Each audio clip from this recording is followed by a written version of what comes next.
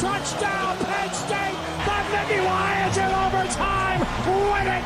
There he goes. He is gone. 30, 20, 15, 10, 5. Touchdown, Penn State. Intercepted. Intercepted by the Nittany Lions. Touchdown, Penn State.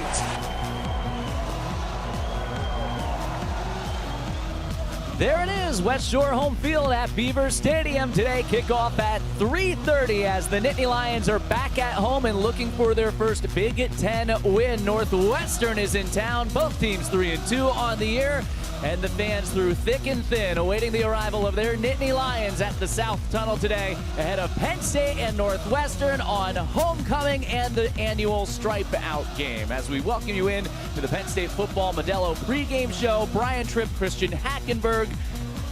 No grand entrance for Jason Kabinda today. He'll be back with us next week. We'll hear from Kaylee Tallman, the third member of our team, coming up in just a bit. And I'll tell you, I said, through thick or thin, there is no doubt that the fans are here ready to show up and support their Nittany Lions today. And it's going to be important for Penn State to come out and give them something to cheer about early. It's the best thing about our community is we always show up. Now, obviously have some different expectations, I think, heading into this week. But at the end of the day, we are here. We will always be here. That's something I appreciated while I was playing, and I know these guys appreciate. And I also know that they know it's up to them to make sure we send these guys out happy today. All right, let's take a look at what is coming up on today's show. Penn State and Northwestern in the Cathedral of College Football behind us. We're going to break down the Northwestern Wildcats. Take a look at one of the most consistent guys so far this year. That's kicker punter Gabe Wosu. And then you asked your questions. We have answers for him today here on our set. Obviously, a lot of conversation about last week and UCLA. And I'll tell you, from where we were 2 weeks ago, sitting in this same spot, I'm shocked to see where we're sitting at and where the team is sitting at right now, having lost the last two games. We're obviously going to talk a ton about it. Let's look at Penn State's upcoming schedule here as we look at where the Nittany Lions still have to go here as they look to get it turned around. It all starts today. I know the odds are stacked against them, but believe it or not, you win out, you're probably in the college football playoff. Look, we're realistic here. We know that right now the fan base they've lost the confidence of the fan base. Why should you believe that they turn it around? But you have Northwestern at Iowa, a bye week, then at Ohio State, Indiana. Still plenty of opportunities ahead, but they have to get back on track. Yeah, and I think you framed this perfectly. The reality of the situation is we've made this way harder than it needed to be, and that's the reason we're sitting in this position. Mm-hmm. Equity takes a very long time to build up and can be gone in a minute, and that's kind of where we're seeing at. But the best part about it is these guys do have an opportunity, and whether you agree with it, don't agree with it, whatever, they're playing the game. They're going to continue to play games, and as long as this team comes out and tries to get better every single opportunity they get, there is a chance and there is a path, right? Obviously, I'm one of those guys that I have to see a lot of things get cleaned up, and we're going to dive into that. Yep. And I think everybody else should be should pay attention to those things. But at the end of the day, we got a great opportunity this week. Good little reset. Can't beat this weather. Can't beat Beaver Stadium, homecoming. It's been great. So I'm excited to see how these guys react because it truly is one of those situations where you're going to find out what that locker room's made out of. We're going to break down offensively, defensively, special teams, what went wrong against UCLA. But first, we know the narrative. We know the discourse this week. We know where Penn State is at right now. And you and I have talked about it, Christian. There is no doubt that Penn State fans are among the most passionate in college football, and this team wouldn't be as successful as it's been for decades without that passion. That's what makes playing here, I'm sure, one of the most enjoyable things about being a Penn State football player. That passion, though, now, how is that directed here today, and how can Penn State channel that, right? There's going to be some groans when they take the field today. That passion is a really good thing, but as a player, we know one of the stories today, and as a coach, one of the stories today is how do they handle that passion, because it's not always going to show up in a positive way. Yeah, it's definitely not, and I think that's, again, goes back to we are going to find out what this team's made of, right? You have to come out and ensure that you put your best foot forward offensively, defensively, and in special teams. You have to play your most complete football game today because that's part of the deal, right? You're not only trying to beat Northwestern, but you're also trying to, again, build back some of that equity that they've built up here as a program up into this point within the fan base. So that's definitely been a talking point in that football building all week this week, and it's truly going to be because you can't guarantee that it's going to go great. And to your point, there are going to be moments in today's game where they're going to have to reset, check each other.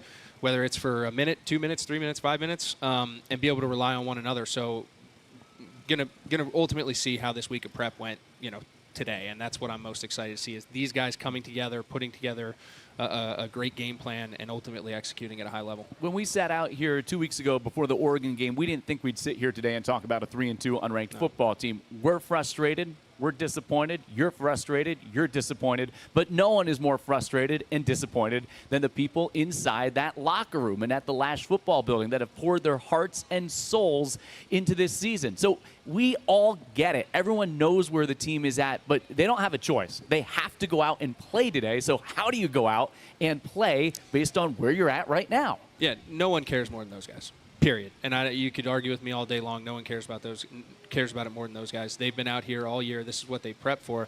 And like you said, it comes down to them. It truly is. Is this going to be a team that is now ran by the players as opposed to riding the momentum of the media and the coaching staff and the hype? You have to see what this locker room's made of, and that's going to be my theme today. Is I just want to see what type of war daddies we have in that locker room and how they're going to come together, because you got one choice. You either do that or this whole thing burns, and that's not a good spot to be in.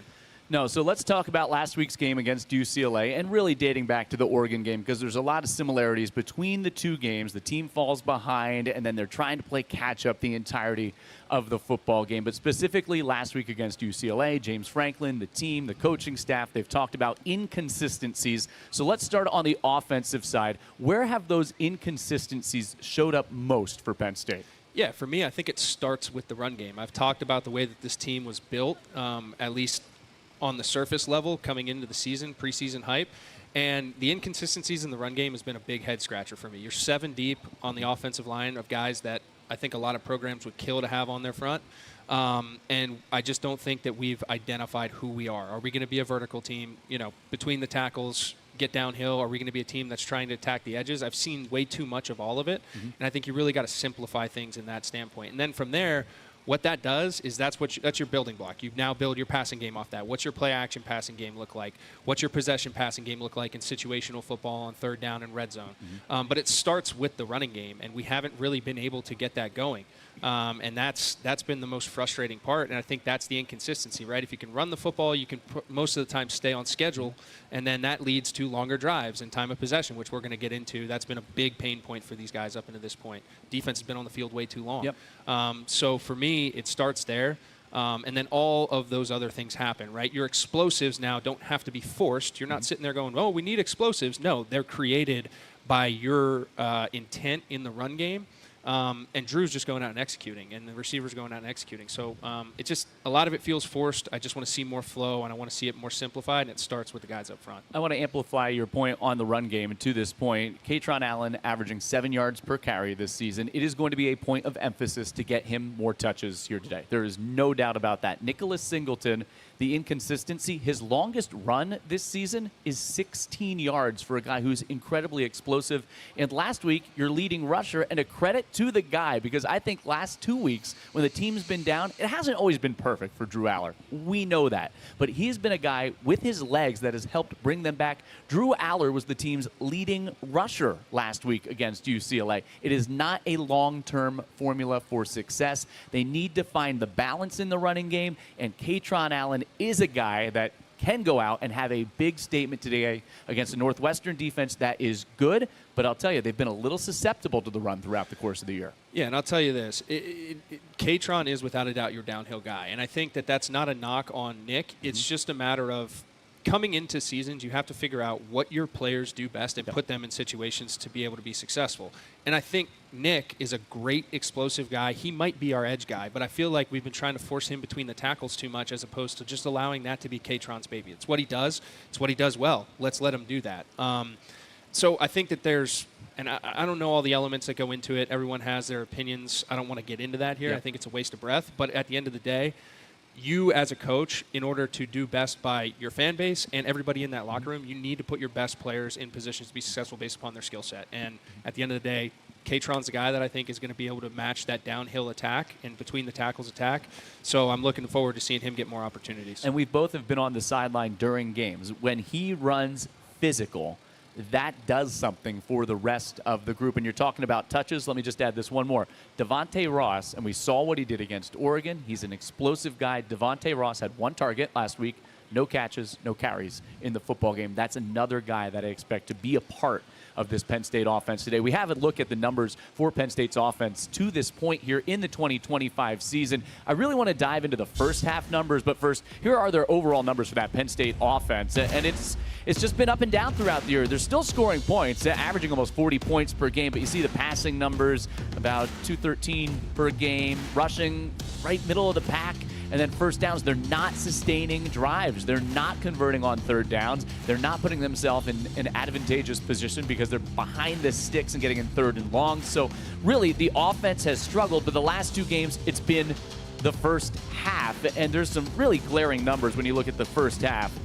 In the 2 games against Oregon and UCLA, they've only had 7 possessions because the defense can't get off the field and they're not able to sustain drives. Obviously, the onside kick last week prevented Penn State from getting opportunities on the offensive side of the football. But this is where they're getting behind the 8 ball and not being able to recover from it. Penn State, over the first half of the last 2 games, has only run 46 offensive plays. The opponent has run 81 plays. You don't win football games like that. Penn State has only had the football in the first half combined the last 2 games for 21 minutes and 29 seconds. They've only had 7 total possessions. So they don't even have an opportunity to get into rhythm on the offensive side of the football, and that's why they're playing catch-up. And that's the complementary football. That's complementary football 101 right there. How can your defense help spark your offense? How can your offense help spark your defense? And I just don't – we haven't played that. And that's the reality of the situation. Those numbers paint that picture perfectly.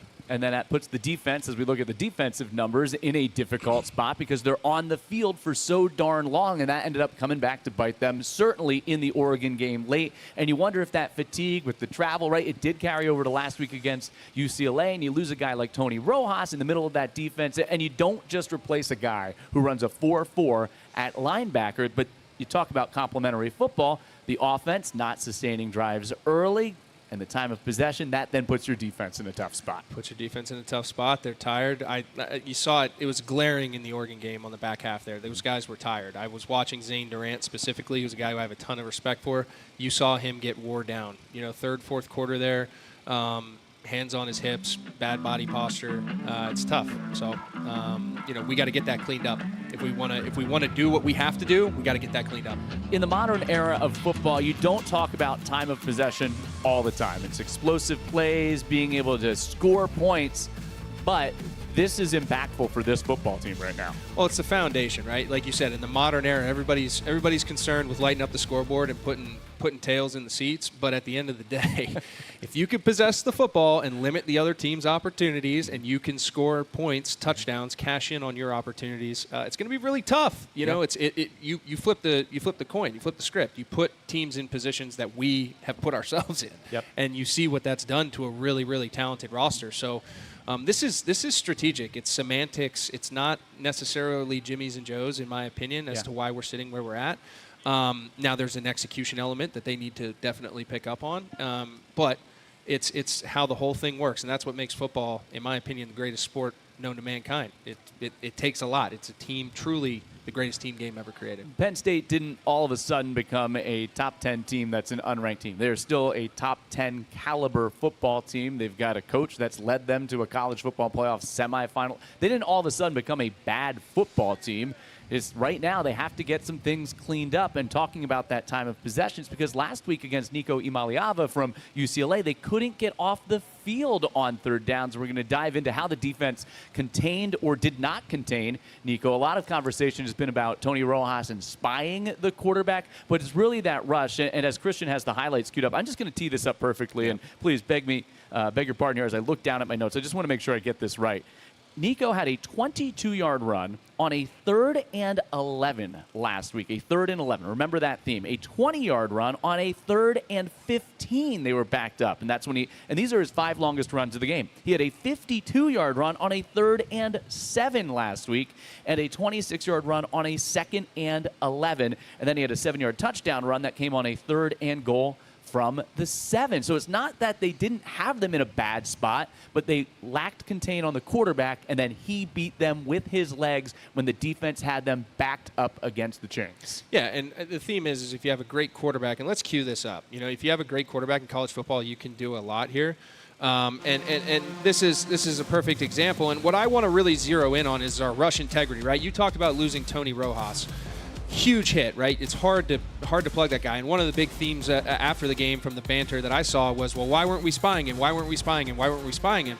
Sometimes you don't got the personnel to do it, and you can do it in different ways. And how you do that is through rush integrity. I talked with one of my teammates, Garrett Sickles, who I have a ton of respect for in terms of how defensive line is played and how it's played as a unit. And one of the things that I saw all game last week was a lot of guys playing hero ball that led to huge opportunities for Nico. You see us getting overloaded on one side of the football here. Deny gets way up the field. It creates a huge rush lane on 3rd and 11, and Nico's able to take advantage of it and get a fresh set of downs and keep the ball moving early in this game. And he established this momentum early. And here you go, another one. 3rd and 15. We come here.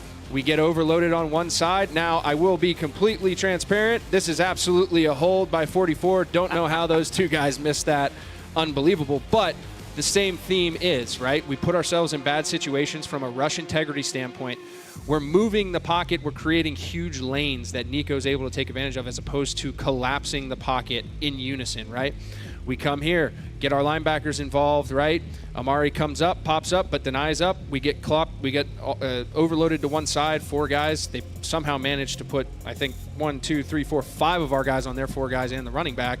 Nico sneaks out the back door here on a 3rd and 7 for an enormous run. Yeah, that's 52 yards, and that's right after the blocked punt. So you had him in a 3rd and 7. You're within 6, and it's just another back-breaking run.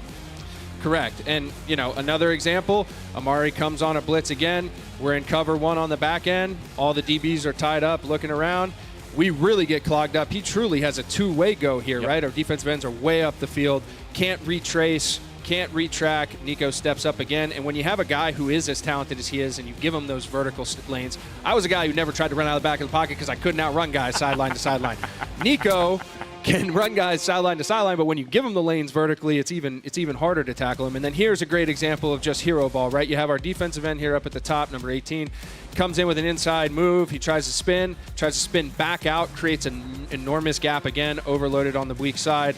Nico takes advantage of it and ultimately scampers in the end zone. So what I really like to see here is you have a bunch of guys trying to make a play as opposed to guys trying to make the play and being 1/11th of the defense.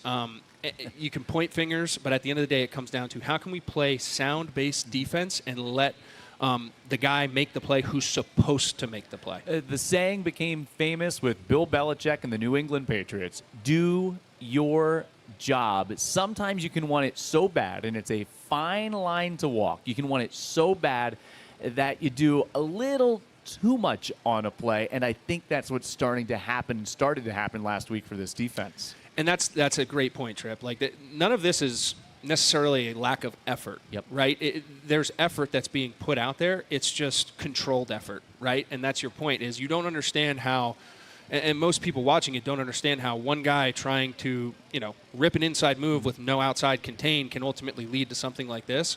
That's, again, goes back to how this compounds in football, right? You're trying to just do what you're supposed to do, trust the defense, trust your teammates to make plays, and be in the positions they need to be in. And that's just one of those things. We got ourselves behind the 8 ball early last week, and you saw a lot of guys playing hero ball. It's tough to overcome that. Well, you have all those chess pieces. So for Jim Knowles, what's the adjustment today? And look, Nico is a special player. I think UCLA is probably, and I think they scored on their first 3 possessions today against Michigan State. They were up 17-7 last I checked. He's a special player. Preston Stone used his legs, though, last week for Northwestern. They've won 2 in a row. They beat Louisiana Monroe last week in really a big lopsided win. He's not as gifted a runner as Nico, but he did have 49 yards last week, a 30-yard run, and they watched the footage, and that is going to be an element of his game that Penn State has to be concerned with today. They were definitely talking about it. And I think that's what it goes back to, right, is like how can we apply what mistakes we made in the film room this week, in practice, what does our rush look like? What does our integrity look like? What does our intent look like? And I think that that's a big word for this team, right? What is our intent? Defensively, offensively, special teams, and then holistically. And really it comes down to that. When you have a ton of talent, you need to make sure that they're intentional about what they're doing and how they're doing it. And ultimately the results you get then thereafter are probably going to be really good if everybody's laser focused on that. Well, we talked going into last week's game, you can't have one loss become two losses. And here today, you can't let last week's loss linger, and you have to learn the lessons from the loss. If you don't learn the lessons from the loss, then it's a defining, season-changing type loss. If you can learn the lessons, then you can pick yourself up and move forward. Yeah, I mean, we didn't really learn much about the first 3 games, and we talked about this. It was kind of like a preseason. That's what we labeled it as. And then you start getting into the meat of some teams that can actually hurt you from a personnel standpoint consistently. And we haven't been able to take what happened in the Oregon game and apply it to the UCLA game, and you get a team that gets confident and hot. Now you have to come in here and really start to refocus. And again, your backs are against the wall for a lot of reasons. No better time to get it right, you know what I mean? No better time to get it right than today. So, like I said, I've had a ton of confidence in the talent in that building. Yep. I think they have, although there's some things that I don't necessarily agree with from the coaching staff standpoint, they do have great coaches in there. They have smart guys who know how to get things aligned. They're going to make the corrections. It's just going to be a matter of how fast they can do it because the clock's ticking. Last week, talk all 3 phases, complimentary football, look special teams. You had the blocked punt by Denai Dennis Sutton. Liam Clifford scooped it up, went in for a touchdown. All of a sudden, you're back within 6 points. You thought that could be the changing play. But some special teams gaffes last week as well. They were not immune in that phase of the football game. Yeah, and that's one of those things that I think, we did get a momentum play from that, but that's one of those things where you have to be intentional. And again, the focus and them being backed in a wall, and I think the emotion of that and the shock and awe of what UCLA ultimately was able to put on the field as a team. I don't think Penn State was expecting that fight out of them. Yep. And that's when you can start making those mental errors in all 3 phases that are things that you pretty much take for granted, right? That's automatic. All those things are automatic. And, it's just that's the mixture of emotion, the emotional side of the game that oftentimes gets overlooked. Well, from a coaching and a player's perspective, it all comes down to leadership now. And James Franklin addressing that this week. This is the first time you've heard these comments from James Franklin. But leadership really is where it falls on now with this team sitting at 3-2. Well, I think the other thing, I actually met with the Leadership Council today. And, what was really good, too, is reinforcing with them and making sure not only do they have to reinforce my messages in the locker room when I'm not around or in the dorms or at the apartments, but also them being comfortable and willing to bring things to me. I think I got a pretty good pulse of our team, but no one knows it as well as the guys in the locker room. So we had a really good meeting today, a healthy meeting. Really good dialogue, really good discussion, really good information for me to bring back to the coaches with. And I think part of it is, and I think people have talked about this, is having fun playing the game and not playing the game like afraid to make a mistake. So that was a really good meeting. I think it's going to be important for us moving forward. And I felt a different energy today at practice after that happened. Really interesting comments there from head coach James Franklin. We've certainly have talked about it here on the show, just playing loose, playing free, and going out and playing mistake-free football. Sometimes it will just happen if you just go out and play the game. It's something we've talked about this year. It's probably easier said than done. You can speak about this, especially with the pressure, and no more pressure than coming into a year where you're expected to go and compete to win a national championship. Yeah, I love that sentiment. Could have used it week 1. But at the end of the day, getting to that point, again, you've backed yourself in a corner. You're going to find out, like I said, I want to know what this locker room's made out of. Coach just obviously hammered that point home about how much pride he takes in giving a leadership council the ability to meet with him and ultimately have influence on how the coaches approach things. It's great. He's done that since I was here. I love that part of it. Now, how do you apply those things? How do you take it and make it all work, right? Because words are awesome. Yeah. Words are great. Paper, brainstorming sessions, all that stuff is fantastic. you gotta have action items, and you gotta see what steps need to be taken in order to apply those changes. So starts with coming out and playing the game, as you said, playing it loose, cutting it free, and the coordinator's got to handle their sides of the ball. And ultimately, I love the position they're in. Yeah, it's a burn the ships, come back with your shield or on it type of situation. As a player, as a competitor, I love those situations, and I'm hoping that that's the same sentiment in that locker room. Do you think in some way it lifts that burden off their back now to just go out? Everyone says they're done. And we know if they win out, they're not done. Again, reality, right? We all know it's going to be very difficult to do. It's hard to look at the first 5 weeks and say, yeah, they've got a chance to go and run the table. Do you think because of where they're at, it lifts that burden off their shoulders and gives them the freedom to go play football the way that we think and we know this team can play? You got to cut it loose. What's the worst case scenario? You know what I mean, Tripp? Like, what is the worst case scenario here? It doesn't work out. And you stay on the same track, So sometimes human nature, you need to be put in that type of situation for it to ultimately come to fruition. Again, like it is easier said than done, but sometimes the reality needs to set in there, and I think they're at that point. So, again, I'm always the glass half full guy. I'm excited to go see how they react because it's not going to be easy. It's not going to be fun at times, but it is one of those chances where you really get to rally as a team and see what this DNA is made of. Who are the war daddies in that locker room that are going to ultimately drive this thing in that direction? Because that's what it's going to take. It's going to take the locker room. No one else. No coaching staff, no head coach, no nutritionist, weight guy, nothing. It's going to take the guys in the locker room. Well, that's a look back at the UCLA game. Like the team, we are also turning the page to Northwestern here today. 3:30 kickoff at West Shore Home Field at Beaver Stadium. When we come back, we will talk about today's matchup between Penn State and Northwestern. And the team will make its way into the stadium here in just moments. Modelo, the official import beer partner of Penn State football. You're watching the Modelo Penn State football pregame show. 21 plus, please drink responsibly. We'll be back with more in a moment. This is the mark of a fighter. A rich, full-flavored lager with a crisp, refreshing taste. A reward for those with a fighting spirit. You've earned this, so hold it up high. Modelo, the mark of a fighter. Going for all the marbles next year. You know the history, and you have felt the roar. But now, you can relive it all. Welcome to the Vault on Roar Plus, where every unforgettable Penn State moment lives forever. If you can get people to believe you're fair, I think that's the whole secret of coaching. From black and white grit to high-def glory, the Vault is your front row seat to the moments that built this tradition and the ones that built you as a fan.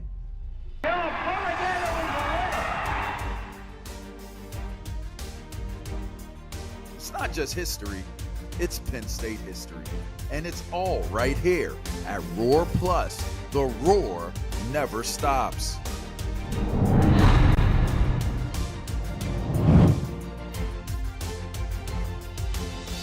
This is the mark of a fighter. A rich, full-flavored lager with a crisp, refreshing taste. A reward for those with a fighting spirit. You've earned this, so hold it up high. Modelo, the mark of a fighter.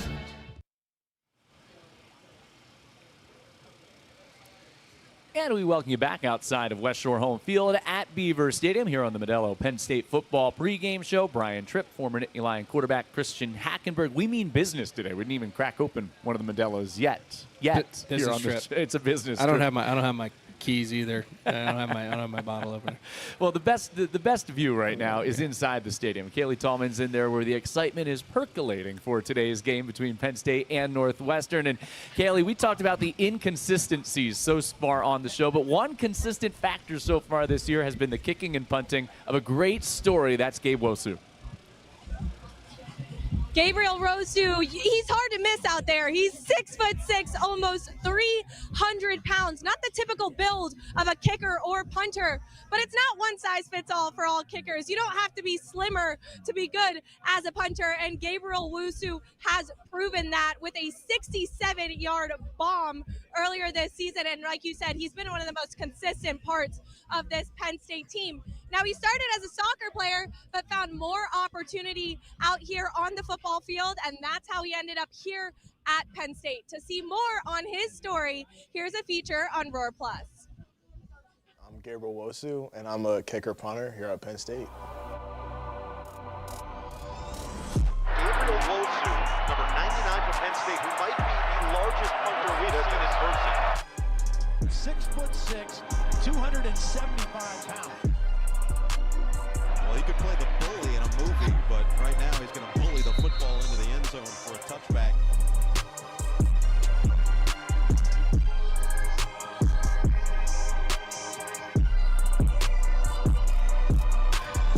So started kicking freshman year of high school. That's the first games I started playing. It was easy for me because I saw my brothers become kickers and punters, so I just pretty much followed in their footsteps. Football started for me at a young age. So first I played soccer growing up. That was like my first love. Older brothers also played soccer, so I would always go to them for advice, and pretty much whatever I saw them do, I try to copy them. So I started seeing them transition into football, starting to kick. They started getting recruited out of high school a little bit, and when I saw that started to happen, I was like, okay, this is something that I needed to do. So my oldest brother, Philip, he decided to go to Amherst, which is a D3 school, good academic school, and he was a very successful kicker there. And then my older brother, Noah, he went to Syracuse, and he was also a kicker punter, actually under Coach Lustig as well. So, and then I just pretty much took their footsteps, and it got me here to Penn State, so it kind of worked out for me. What was it that attracted you to football, or is it just that potential to go and follow in your brother's footsteps? It was a mixture of everything. It was a mixture of being able to use it as a gateway for me to get a better education, gateway to be a good conversation starter. I really wanted to play athletics in college. Soccer, obviously I'm pretty big and so soccer necessarily wasn't the big suit for me. So being able to use that as a gateway to get to college, that was like my main focus point on why I was attracted to football. Being educated is a blessing, not many people around the world are able to be educated, so I try not to take it for granted, especially here at Penn State, and yeah, it just always was a thing for us growing up. I mean, here at Penn State, it was a good combination of both academics and athletics. Looking at the business school, I got my undergrad in supply chain and my master's in supply chain. I saw how highly ranked they were in the business school for supply chain. I was like, okay, if I'm able to go to Penn State, I'm gonna be able to get a really good degree and get a job, and then I could also play big time football. So it was such an easy decision for me to make. So when people see you on campus and they see the football, do they know you're a kicker or punter? It's a great question. Some of them do. Some of them know, it's like, oh, that's the big kicker. So yeah, I mean, a little bit of a following outside the building, but yeah.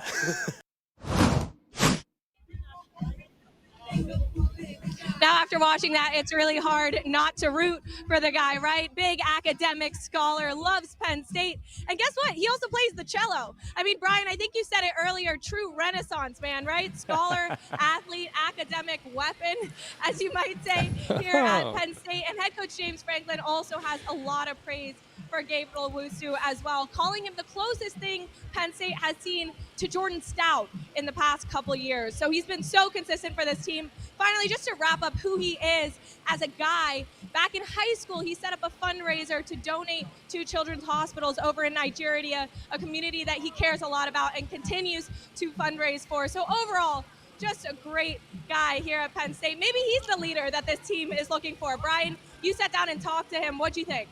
Well, I agree with Gabe. I thought it was a great question because I was the one that asked it. But great stuff, Kaylee. I think he's just awesome. I think he's been so consistent. He's a guy who had to wait his opportunity, too. And, Christian, you played with – the one thing he hasn't done yet, you played with Joey Julius here. The one thing he hasn't done yet is gone down and laid the wood on one of the big hits on the kickoff. Yeah, I haven't seen it. I haven't seen him be the hammer yet. But, yeah. Well, we got some of your questions throughout the week. You want to get one of our first fan questions today. You asked, and, well, we have the answers here on the Modelo Penn State football pregame show. 3 handsome fellas there on your screen. For some reason, we look better as the caricatures on the screen. And our first question today, any superstitions or pregame rituals? I know they're not asking me.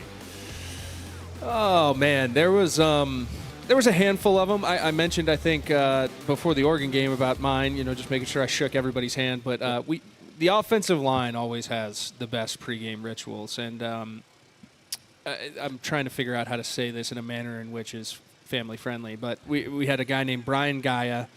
It involved baby powder, the whole offensive line. It was fantastic, and it happened every single game. And it was quite the production. So I'll leave it at that. That's as clean as I could make it. So, but all the pregame rituals are funny to me. So I think it's almost better that you leave it up to the audience's imagination. If you run into Brian Gaia, ask him about it. He will have no problems telling you. There is a game to be played today, Penn State and Northwestern, taking place 3:30 at this place behind us right here. Let's dive into the Wildcats a little bit more. We talked about the game against UCLA last week, and Penn State dropping 2 in a row, trying to bounce back. Northwestern, conversely, they have won 2 in a row, and Northwestern sitting at 3-2. They're 1-1 in the Big Ten. Here's their schedule so far. It is their first road game since they opened the year in August. In August at Tulane, they did not play well in that game. But they are 3-1 since. Their last 4 games are at a stadium that seats 12,000 people. Yeah, I always have a unique respect for Northwestern. I think the team, you get kids there that are in it for the right reasons. Very, very big academic school. They're going to play hard, and that's one of those situations, where we're at right now. That's something you always have to kind of be cognizant of. Is a team that's not going to quit. They're not going to roll over.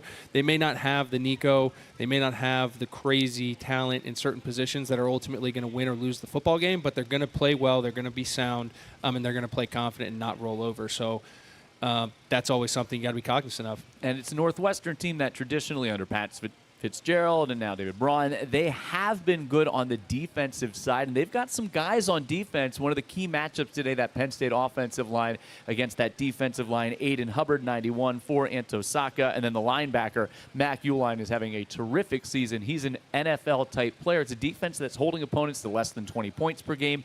They've been somewhat stingy against the pass. That defensive front versus Penn State's offensive front is a key matchup to watch when you look at this offense trying to get on track. Well, some of the stuff we talked about, early in the show, being able to establish an identity in the run game, right? And then that ultimately leads to controlling the football, moving the sticks, time of possession, keeping the defense off the field. So it starts there, and that's a great, if you're looking for something to pay attention to heading into the game today, watch the offensive line, defensive front of Northwestern and how we react, right? Do we simplify things? Do we make it a manner in which we're attacking downhill, try to out-physical them and put them in situations where they're going to have to just be better than us, which is, I think, ultimately what we have to do.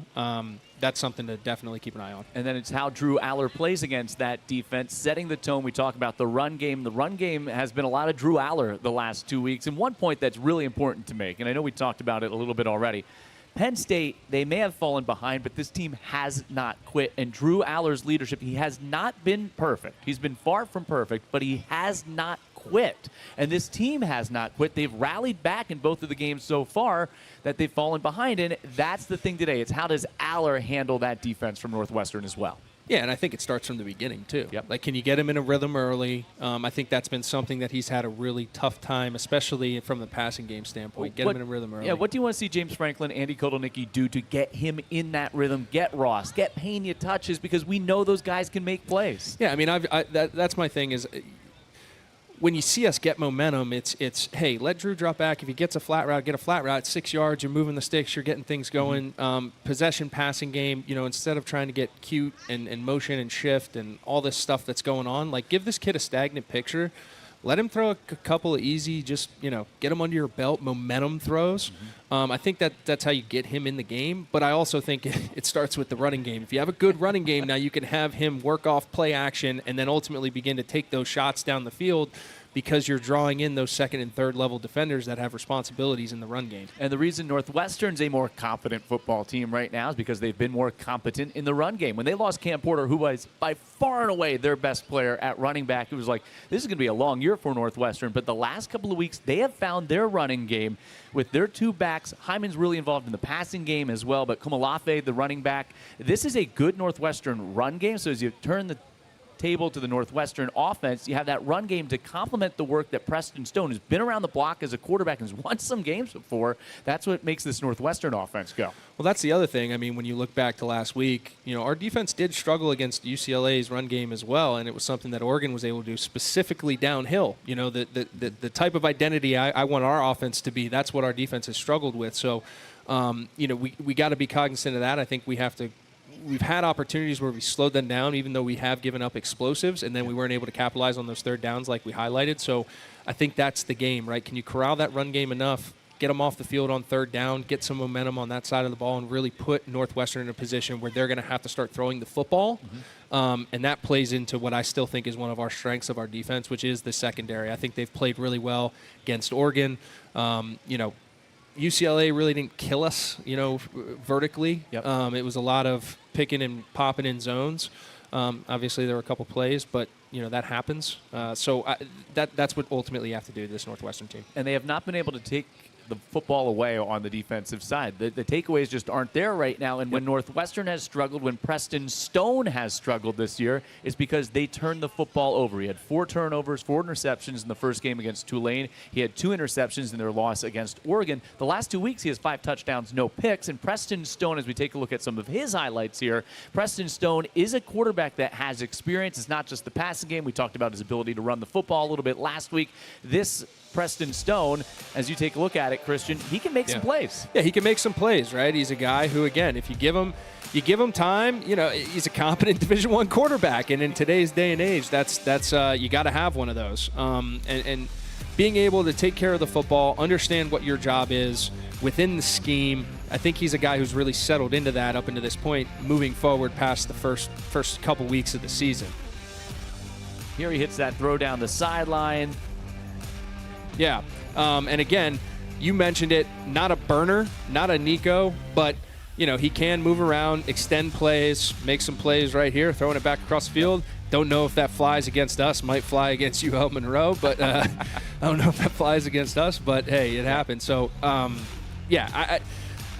he's a guy who, again, if we allow him to get momentum and be in the game, he's going to hurt us. I don't think he's going to hurt us as bad as some other guys, but he will hurt us. So, got to qualm that early. And a lot of those numbers, thanks to Griffin Wilde, his wide receiver, 25 catches, 375 yards, a couple of touchdowns this year. He's got good cohesion with him. We talked about the one running back in the pass game, but those are the numbers this year. Overall on Preston Stone, when he turns it over, they're not very good. When he protects the football, they have a chance. Pretty simple.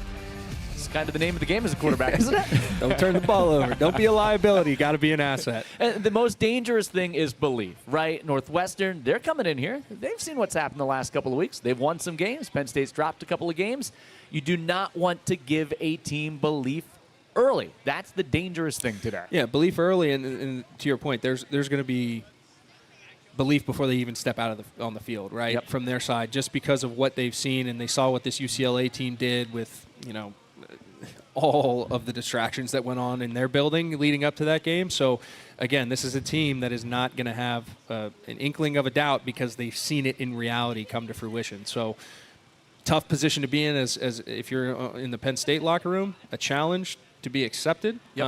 And something, again, that I'm most excited to see about today is how do we react to those not necessarily tangible matchups, but those intangible matchups, the emotional side of things that surround the game. We have time for one more of your questions. We'll answer it here on the Modelo Penn State Football Pregame Show. Modelo, the official import beer partner of Penn State Football. 21 plus. Please drink responsibly.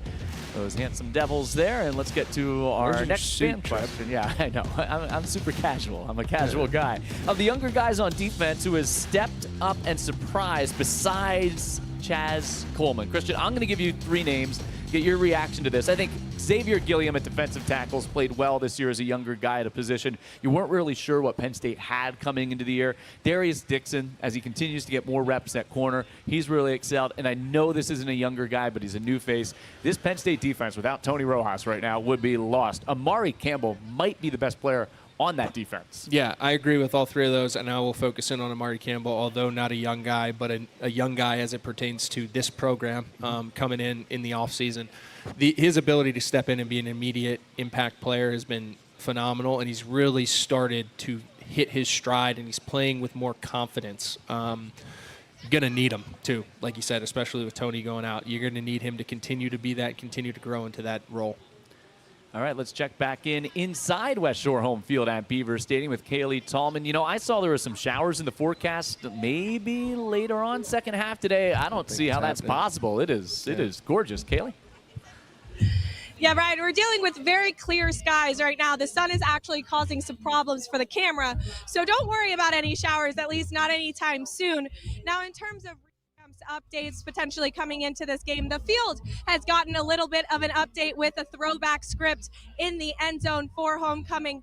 The jerseys have also gotten a little bit of an update, although it's a weird mesh between a throwback and an update as well. Now, Penn State debuted the Generations of Greatness throwback uniform back in 2017. They wore those uniforms twice last year, once against Illinois in the Whiteout Energy game and once against SMU in the playoff game. Today, those jerseys have a new twist with a white collar and the throwback Penn State logo in the center. That's an homage back to the 80s, 90s, 2000s white collars that some of those iconic teams wore on their jerseys. So maybe a revamped jersey will bring in some good luck for this team today. Now, although the jerseys have changed a little bit, the mindset is still the same. 1-0, and Drew Aller just came out to warm up. He's got his hood up, maybe literally trying to drown out the noise here on the field today. Well, Kaylee, we can't wait to get inside. Great stuff as always. And I saw the guy you were talking about earlier, Gabe Wosu, go walking behind you there. He is a towering figure as a kicker punter. Great stuff as always, Kaylee. We can't wait to get inside the stadium today.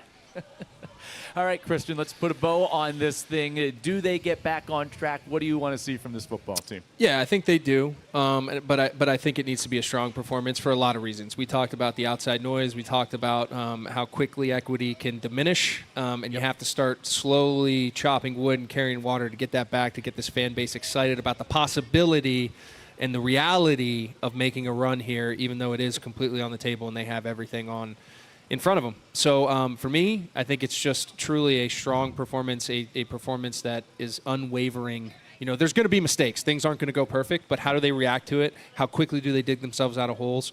And again, my theme, what is this locker room made of? I want to find out what it's made of today. This is going to be a sore spot for some people watching and listening and those walking around here. I liken it to this. The Phillies were down 2-0 in their series to the Dodgers. They lost both games at Citizens Bank Park. They win the first game in L.A., and all of a sudden you got your ace, Christopher Sanchez, going out there in Game 4. And you're like, you know what? All of a sudden, here they got a chance. Now, it didn't end how you were hoping. There's no doubt about that. But all of a sudden, you get a chance. You just need that one step forward, and all of a sudden, maybe it's the locker room, it's the fan base, it's everyone surrounding the program. Maybe you start to feel good about yourself again. And I think this is a team right now that needs something to start to feel good about. And I'll tell you this, it's homecoming weekend. And last night, if there's an example of how you pick yourself up and rally, the Penn State women's volleyball team swept 7th-ranked Wisconsin in front of a whiteout crowd at Rec Hall last night. The Penn State hockey team bounced back from their first loss of the season. They KO'd Clarkson last night 5-2. For everyone that's looking for some positivity, it started last night. The parade was awesome. The streets were packed. And I think that continues over here today. Into Beaver Stadium. All right, we'll do it. All right, for Christian Hackenberg, Kaylee Tallman, Brian Tripp saying so long. Thanks for tuning in and joining us here pregame today. We have a road show next week. Penn State at Iowa. Kickoff coming up at 3:30. Thanks for tuning in to the Modelo Penn State Football pregame show. This is the mark of a fighter. A rich, full-flavored lager with a crisp, refreshing taste. A reward for those with a fighting spirit. You've earned this, so hold it up high. Modelo, the mark of a fighter. We are going all the marbles next year. You know the history, and you have felt the roar. But now, you can relive it all. Welcome to the Vault on Roar Plus, where every unforgettable Penn State moment lives forever. If you can get people to believe you're fair, I think that's the whole secret of coaching.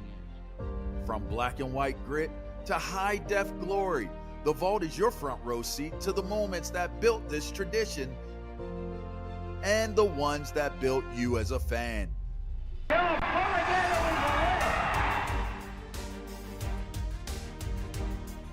It's not just history, it's Penn State history. And it's all right here at Roar Plus. The roar never stops.